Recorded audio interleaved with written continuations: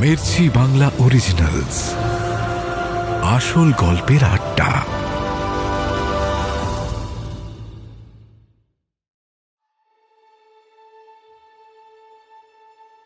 সবারই মন মেজাজ খারাপ।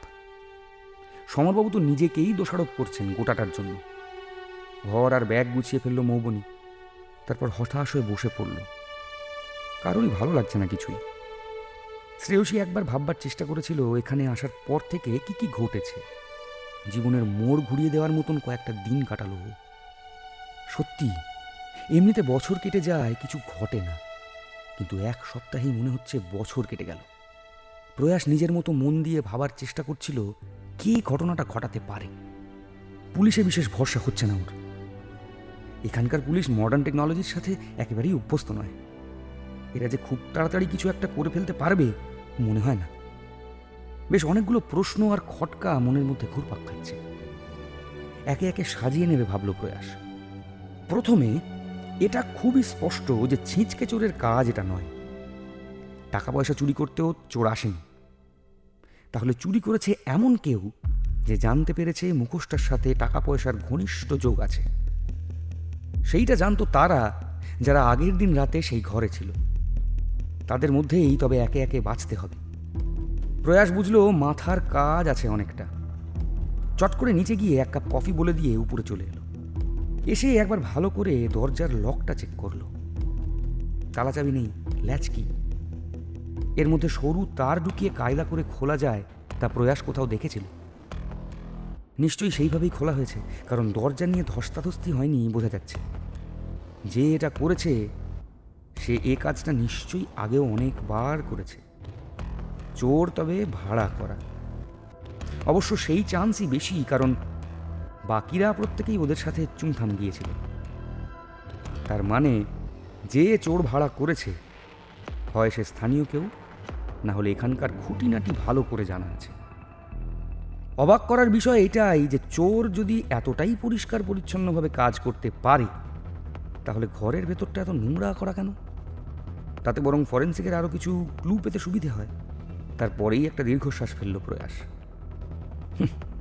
কোথায় আর ফরেন্সিক, একটা জেনারেল ডায়েরি নিয়ে পুলিশ চলে গেছে। চোর যদি স্থানীয় হয় তবে সে নিশ্চয়ই জানতো এখানকার পুলিশের দৌড়। ঘরের ভেতর ঢুকে খাতা পেন নিয়ে বসলো প্রয়াস। এর মধ্যেই কফি চলে এসেছে। কফিতে একটা চুমুক দিয়ে একে একে ভাবতে শুরু করলো। ভেতরে একটা চাপা উত্তেজনা টের পেল। প্রথমেই ওদের চারজনকে বাদ দেওয়া যাক। তারপরে আসে অজিতবাবু। অজিতবাবু সম্পর্কে কি জানে প্রয়াস সেইটাই মনে করার চেষ্টা করলো। প্রথম কথাই হচ্ছে মুখোশটা তার নিজের। এত বছর ধরে সেটার মানে উদ্ধার হয়নি, এখন করার চেষ্টা হচ্ছে। তাতে ওনার চুরি করার কোনো কারণই নেই। মানে উদ্ধার হলেও সেটা তাকেই জানিয়ে যাওয়া হতো। সবচেয়ে বড় কথা, পুরো মানেটা এখনো বোঝাই যায়নি। তিনি যদি মনে করতেন যে মানে বলে দেওয়ার বিনিময়ে সমরবাবু সম্পদের ভাগ চাইবেন, তাহলে পুরোটা জানার পরেই চুরিটা করাতেন। তিনি নিজে এটার মানে বের করতে পারবেন না সেটা তো স্পষ্ট। এখনো অবধি যা ক্লু পাওয়া যাচ্ছে তাতে অজিতবাবুকে সেভাবে সন্দেহ করা যায় না। এরপর আসেন অর্ঘ্য কমলবাবু। এনার সম্পর্কে সেরকম কিছু জানে না প্রয়াস। শ্রেয়সীকে একবার জিজ্ঞেস করা যাক। শ্রেয়সী বলল, আমার সাথে যেটুকু কথা হয়েছে তাতে সেরকম কিছু মনে হয়নি। মানুষটা বেশ চাপা কিন্তু সোজা সাপটা। কারোর ব্যাপারে আমার কাছে কখনোই খারাপ কথা বলেনি। তবে ওনার কথা শুনে মনে হয় কলকাতায় ওনার সাথে কিছু ঘটেছে। এটা নিয়ে উনি গিল্টি ফিল করেন। কেন করেন তা নিয়ে আমায় কিছু বলেননি আর। বেশ, বলল প্রয়াস। ওর মনে হলো একবার অর্ঘ্যকমলবাবু সম্পর্কে রিসার্চ করা প্রয়োজন। নেটে সার্চ করলো অর্ঘ্যকমলবাবুর নাম দিয়ে। সেখানে যা পেল তা বেশ সারপ্রাইজিং। কিছুদিন আগে ওনার হাসপাতালে রোগী মৃত্যু নিয়ে একটা ঝামেলা হয়েছিল। পেশেন্ট পার্টির অভিযোগ ছিল ডাক্তারের গাফিলতিতেই মৃত্যু। সেখানে অর্ঘ্যকমলবাবুর নামও জড়িয়েছিল। তারপর থেকেই সেই হাসপাতালের ব্যবসা পড়তির দিকে। অর্ঘ্যকমলবাবু বাধ্য হয়েছিলেন বেশ বড় অংশের শেয়ার বেচে দিতে। তার মানে তারও টাকার প্রয়োজন আছে। অজিতবাবুর সাথে তার আগে থেকেই পরিচিতি ছিল, কাজেই মুখোশটার ব্যাপারটা তিনিও হয়তো শুনেছেন। পরে শ্রেয়সীর মুখে গোটাটা শোনার পর তিনি বোধহয় এটাতে ইন্টারেস্ট পেয়েছিলেন। আর সেদিন রাতে যখন জানতে পারলেন সত্যিই মুখোশটার সাথে টাকা পয়সা জড়িত, তারপরেই প্ল্যানটা। তবে প্রশ্ন দুটো। একটা হলো, তিনিই বা কিভাবে বের করবেন যে কোথায় জিনিসটা পাওয়া যাবে? দ্বিতীয় প্রশ্ন, এত তাড়াতাড়ি তিনি চুরিটা করার জন্য লোক পেলেন কোথায়? তখনই হঠাৎ প্রয়াসের মনে পড়ল, সমর কাকু সবটা বলার আগে মুখোশের পেছনের সমস্ত লেখাই তিনি তার ডায়েরিতে নোট করে রেখেছেন। এই খবর অবশ্য কারোর জানার কথা নয়। এটা মনে পড়তেই প্রয়াস ছুটে গেল পাশের রুমে। সমর কাকুকে ডায়েরিটা সম্পর্কে সাবধান করে দেওয়া দরকার। ওইটা চুরি হলে সব শেষ। আর ডায়েরিটা সবসময় সমর কাকুর কোটের পকেটে থাকে, কাজেই সেটা ছিনতাই করার জন্য ওনার ওপর হামলা পর্যন্ত হতে পারে। সাবধান করে দিয়ে ফিরে এসে আবার ভাবতে বসল প্রয়াস। এরপর আসে অনুষ্টুপ। সমরবাবু ছাড়া আর কেউ যদি সেই ভাষার মানে উদ্ধার করতে পারে, তবে সেটার চান্স সবচেয়ে বেশি অনুষ্টুপের। উনি এসব নিয়ে দীর্ঘদিন চর্চা করছেন, আর সিকিমে আছেন অনেক দিন। লাচেনে যে মাঝে মাঝেই যাতায়াত আছে তা তিনি আগেই বলেছেন। এখানকার স্থানীয় লোকজন যে তার চেনা হবে এ আর আশ্চর্য কি। তার পক্ষে চুরি করার লোক জোগাড় করা খুব কঠিন কাজ নয়। সবচেয়ে বড় বিষয়টা হলো, গ্যাংটকে থাকতেই ওরা বুঝতে পেরেছিল ভদ্রলোকের আর্থিক অবস্থা ভালো না। কিন্তু ভদ্রলোকের সাথে মিশলে মনে হয় তিনি বেশ ভীতু প্রকৃতির। তিনি যে এতটা মাথা ঠান্ডা রেখে কাজ করতে পারবেন তা বিশ্বাস হয় না। তার উপর তিনি একটা সরকারি চাকরি করেন। ধরা পড়লে শাস্তি যতই হোক না কেন, চাকরিটা তার একেবারেই যাবে। রিস্ক নেওয়ার লোক অনুষ্টুপ নন। শেষ যে ব্যক্তি এ বিষয়ে জানে সে হলো উইলসন। এই উইলসনের ব্যাপারে তারা সত্যি কিছুই জানে না। সেদিন গল্পের আসলে তাকে কারোরই খুব একটা রাখার ইচ্ছে ছিল না। প্রয়াসের জন্যই তাকে সেখানে রাখা। উইলসনের ব্যাপারে ইন্টারনেটেও খুব বেশি কিছু পাওয়া গেল না। প্রয়াস ভাবল, এখন একবার উইলসনের হোটেলে যাওয়াই যায়। আগের দিন তাকে বারবার বলেও ছিল আসতে। সে হয়তো এখন চুরির খবরটা জানে না। যেমনই ভাবা তেমনই কাজ। গরম জামা গায়ে চাপিয়ে জুতো পরে মৌবনীকে জানিয়ে দিয়ে বেরিয়ে পড়ল ও। হোটেলটা খুঁজে পৌঁছতে একটু সময় লাগলো। উইলসনের ঘরে এসে দেখলো সে ঘুরতে বেরিয়েছে। সেখানে আছে সেই কবি অনিক রাহা। অনিক জানালো তার বুকিং করতে কিছু ভুল হওয়ায় ঘরটা সে পায়নি। যখন অথই জলে পড়েছে তখন উইলসন নিজের ঘরটা ওর সাথে শেয়ার করতে রাজি হয়ে যায়। তার কথা শুনে অদ্ভুত লাগছিল প্রয়াসের। এ যেরকম কবি তাতে সত্যি এর কিছু হওয়ার নয়। কবিতাগুলো শুনে এত টেনশনের মধ্যেও হাসি পাচ্ছিল ওর। অনেক বলে যাচ্ছিল, কবিতা হতে হবে অ্যাবসার্ট, মিনিংলেস। কবিতার মধ্যে যদি মানে থাকবে তবে আমি গল্প লিখব, প্রবন্ধ লিখব। কবিতায় আমি বলবো হাওয়া, তুমি ভাববে কাকাতুয়া। উফ, এই কাজটাই তো করেছিলেন বুনুয়েল। তুমি এটা শোনো, আমি শুধু ঘুরি কিউবয়েড শেপে, কুকুরটা পা চাটে, লেজ নাড়ে আর ঘোড়ায় ঘাড়, দুমুঠো নিঃশ্বাস, ঘুমোয় কবির পরিবার। কি বুঝলে? এরকম আগড়ুম বাগড়ুম হাজারটা কথা বলে যাচ্ছিল লোকটা। প্রয়াস বুঝলো এসব শুনলে তার কাজে দেরি হয়ে যাবে। ও আর সহ্য করতে না পেরে বলল, উইলসনকে জানিয়ে দেবেন আমি এসেছিলাম। হ্যাঁ, এখন আসি। অনিক তো তাকে কিছুতেই ছাড়বে না। অনেক কষ্টে তার কবল থেকে বেরিয়ে হোটেলের দিকে পা বাড়ালো প্রয়াস।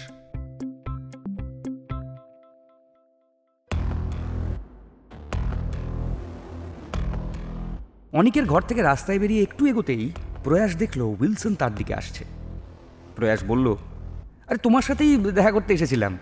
তোমার রুমমেটের সাথে গল্প করে না মাথা একেবারে ধরে গেছে। উইলসন বলে, উফ, জাস্ট কার্টিসের জন্য থাকতে দিয়েছিলাম, আমারও মাথা খারাপ করে দিয়েছে, ওই জন্যই তো বেরিয়ে পড়লাম। তা তুমি কি এখন হোটেলে যাচ্ছ? হ্যাঁ, এখন হোটেলে ফিরছি, বলে প্রয়াস। তা বেশ, তবে চলো, আমি তোমায় এগিয়ে দিয়ে আসি। আর হ্যাঁ, কী জন্য এসেছিলে সেটাও বলো। অন্য কথা না বলে প্রয়াস সরাসরি জিজ্ঞেস করে, আমাদের ঘরে কাল যে চুরিটা হয়েছে সেটা জানো? হ্যাঁ, আজ সকালেই অজিতবাবুর দোকানে গেছিলাম, উনি বললেন। তুমি কি আমায় সন্দেহ করো? জিজ্ঞেস করে উইলসন। না না, ঠিক তা না। তোমার কি মনে হয় চুরিটা নিয়ে? বলে প্রয়াস। দেখো, চুরিটা কিভাবে হলো, কে করলো, এসব আমি কি করে জানবো? আমি তোমায় আমার ব্যাপারে বলতে পারি। আমি আসলে স্নো লেপার্ডের ছবি তুলবো বলে মাইলের পর মাইল ট্রেক করি। বরফের ক্রেভাসে পড়ে মোড়ে পর্যন্ত যেতে পারতাম। অন্ধ্রপ্রদেশে একটা সাপ ভর্তি কুয়োর ভেতরে পড়ে গিয়েছিলাম। অ্যামাজনের জঙ্গলের বাসিন্দাদের হাঁড়িতে রোস্ট হওয়ার হাত থেকে কোনো মতে বেঁচেছি। আফ্রিকায় মশার কামড় খেয়ে প্রায় পটল তুলতাম। কানাডায় শুধু একটা লাঠি নিয়ে ভাল্লুকের সাথে লড়াই করে পালিয়ে বেঁচেছি। এই কথাগুলো তোমায় বলছি কারণ আমার জীবনের কোনো নিশ্চয়তা নেই। মৃত্যুর মুখোমুখি দাঁড়িয়ে আমি জীবনকে এনজয় করি। নিজের সংসারও নেই, দেশ বলেও কিছু নেই, কাজে এত টাকা দিয়ে আমি কি করব? বলে থামলো উইলসন।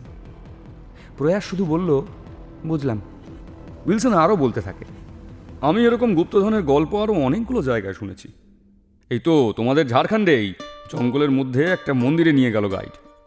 সেখানেও শুনলাম হিডেন ট্রেজারের মিথ আছে। মেক্সিকো, ইজিপ্ট সব জায়গায় এই ধরনের গল্প শুনেছি। বেশ কিছু ক্ষেত্রে শুধু ট্যুরিস্টদের অ্যাট্রাক্ট করার জন্যই, আর এইসবের সাথে কার্স আছে। এগুলোকে ঘাঁটা খুব বেশি পছন্দ করি না আমি। I am God fearing, YONO.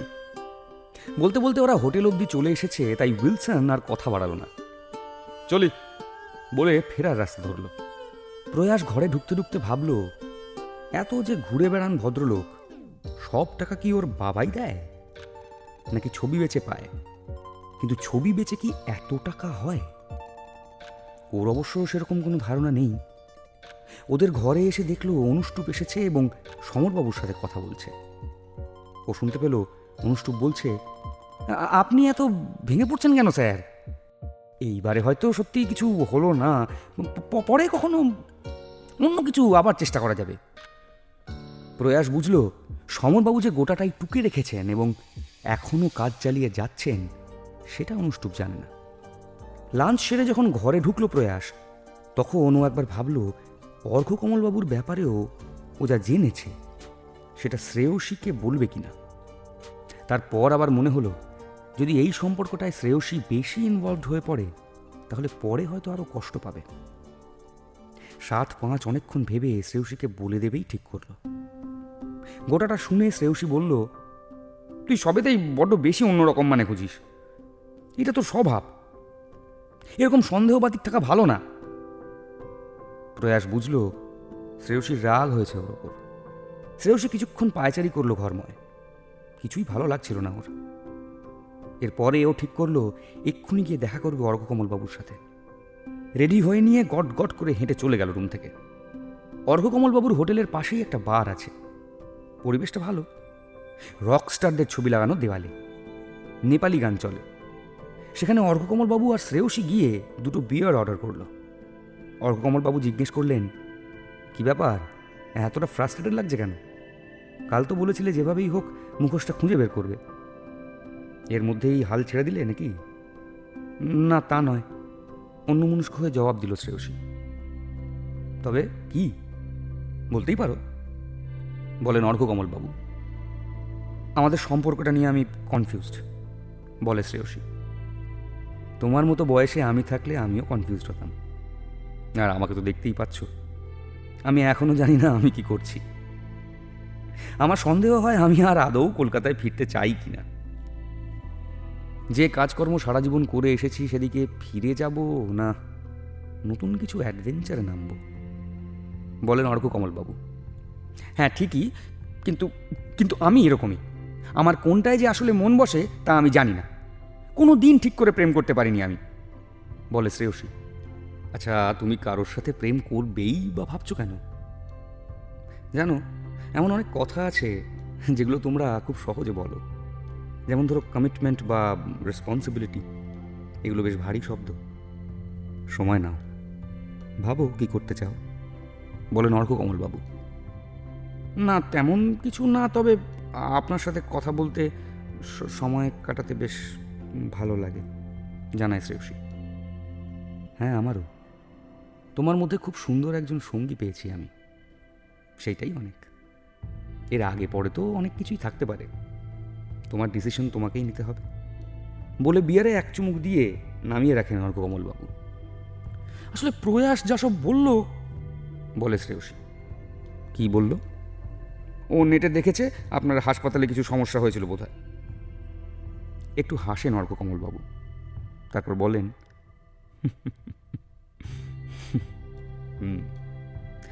হ্যাঁ ঠিকই দেখেছো তোমরা।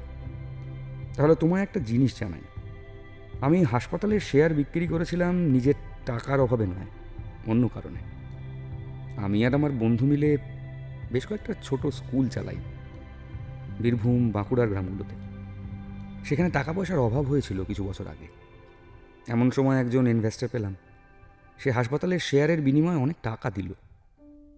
কি হবে সারা জীবন ব্যবসা করে আর টাকার পেছনে ছুটে? আমার যা আছে তাতে আমার চলে যায়, আর বাকিটা ব্যয় করি ওই স্কুলগুলোর পেছনে। এসব শুনে অভিভূত হয়ে যায় শ্রেয়সী। এরকম মানুষকে নাকি সন্দেহ করেছিল প্রয়াস। শ্রেয়সী বলে, আমারও কিছু বলার আছে আপনাকে। ছোটবেলা থেকে প্রয়াসের সাথে বন্ধুত্ব আমার খুব ভরসার একটা জায়গা ছিল। খুবই ভালোবেসে ফেলি ওকে আমি। ছোটবেলা থেকে এতটাই জড়িয়েছিলাম যে আর কাউকে সাথে নিয়ে কিছু মনেও হয়নি। কয়েকদিন আগেই আমি আমার ফিলিং জানাই ওকে, কখনো কিছু বলে না। এই ট্রেনে গ্যাংটক আসার পথে ও আমায় জানায় যে ওর দিক থেকে আমার প্রতি সেরকম কিছু নেই। তারপর থেকে আমি ভীষণই ডিস্টার্ব ছিলাম। আপনার সাথে এই সুন্দর একটা সম্পর্ক তাই খুব ভালো লাগছে। সব সময় মন যা চায় তা তো আর পাওয়া যায় না, তবে প্রয়াসের সাথে তোমার বন্ধুত্বটা আমি যতটুকু দেখেছি, আমি বলবো কোনোভাবেই সেটা হারিও না। কথা শেষ হতে বিয়ারের গ্লাসও ফাঁকা। এখন অনেকটা হালকা লাগছিল শ্রেয়সীর। অর্ককমলবাবু বললেন তিনিই টাকাটা দেবেন, কিন্তু তিনি কার্ড ডিটেলস দেওয়ার পরেই হলো বিপত্তি। বারবার দেখাতে থাকলো লো ব্যালেন্স। আরেকটা কার্ডেও একই অবস্থা। শেষে উনি বাধ্য হলেন মানিব্যাগ থেকে টাকা বের করতে। এই গোটা ঘটনাটা যখন ঘটছিল, শ্রেয়সীর বারবার প্রয়াসের বলা কথাগুলো মনে পড়ছিল। ওর মনের খটকাটা আবার ফিরে আসছিল। এমন সময় অর্ঘকমল বাবুর মানিব্যাগ থেকে গড়িয়ে পড়ল একটা ছোট্ট প্রার্থনা লেখা তিব্বতী পতাকা। হয়তো সেরম কিছুই না, কিন্তু এটার পর চিন্তাটা কিছুতেই মন থেকে যাচ্ছিল না শ্রেয়সীর।